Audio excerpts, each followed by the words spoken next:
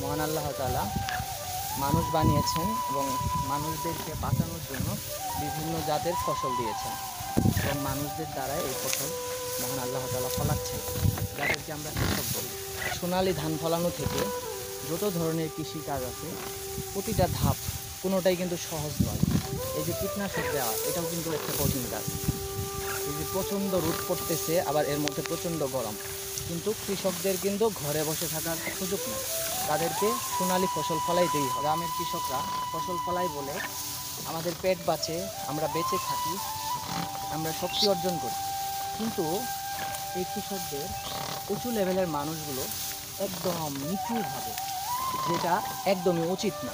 গ্রামের মানুষরা, কৃষকরা যে পরিমাণ কষ্ট করে, পরিশ্রম করে, আমরা যারা শহরে থাকি তার 100 ভাগের 1 ভাগও করি না। কৃষকদের স্বার্থ হিসাবে আমরা কি দিই?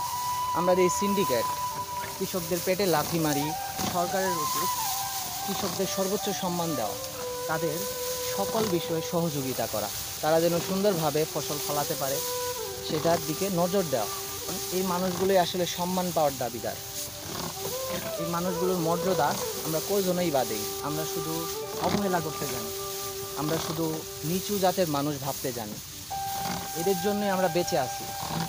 আমার সোনার দেশ এদের জন্যই সুন্দর।